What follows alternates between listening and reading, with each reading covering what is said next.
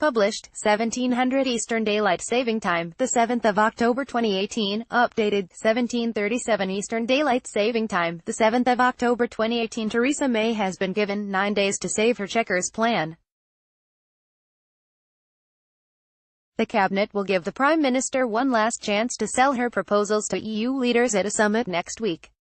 But ministers have warned they will demand a plan B if there is a repeat of the humiliating rejection she faced in Salzburg last month. European Union negotiators have been talking up the chances of reaching an agreement at the meeting next Wednesday on issues such as the Irish border. Theresa May, pictured arriving for a church service near her Maidenhead constituency, has 9 days to save her Chequers plan, but they are still refusing to accept the proposal set out in Mrs May's Chequers plan on how a future trade deal would work. The European Commission is expected to offer the UK its supercharged free trade deal later this week, but will reject about 60 to 70% of the Prime Minister's blueprint, including the demand for frictionless trade.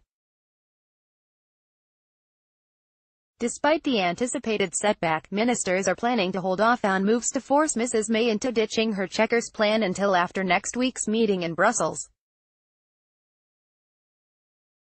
A cabinet source said, ministers will let her go to the European Council sticking to her Chequers plan.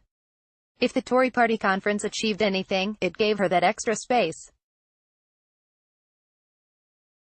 But if there is another Salzburg-style rejection at the summit, then things will start to get fruity. There will be pressure from various sides.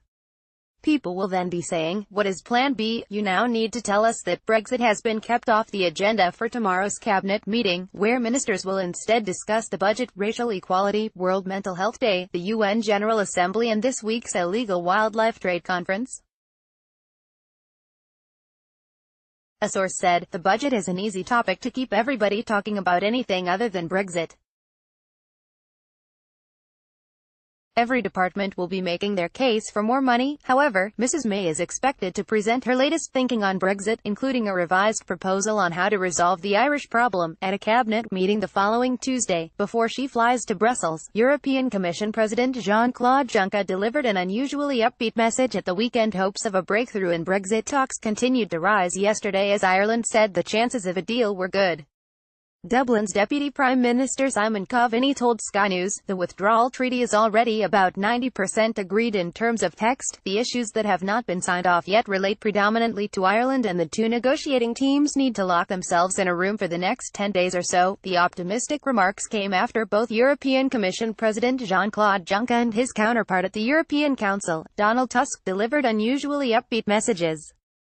At the weekend, Mr. Juncker said, I have reason to think that the rapprochement potential between both sides has increased in recent days. Mr. Tusk said the EU was trying to agree a deal this month, adding, I think there is a chance to have an accord by the end of the year. Meanwhile, prominent Tory Brexiteers Ian Duncan Smith and Jacob Rees-Mogg yesterday said they would be willing to allow EU officials to be stationed at UK ports after Brexit. Writing in the Sunday Telegraph, former Tory leader Mr. Duncan Smith said the compromise would answer some of the concerns about the Irish border. He said, we can conduct regulatory and customs checks together in a way that respects the EU's single market, by building on systems already in place at the Channel ports, a Number 10 source said. We have always said we are working hard for a deal this autumn. However, there remain big issues to work through, and as the Prime Minister has said, this will require movement on the EU side. Japan would welcome Britain to the fast-growing Trans-Pacific Partnership trade bloc with open arms, its Prime Minister said yesterday. Shinzo Abe said he was in favor of the UK joining the 11-member group, which aims to eliminate 98% of tariffs. The TPP is a wide-ranging trade agreement between 11 countries, including Japan, Malaysia, Canada, Mexico, Australia and New Zealand.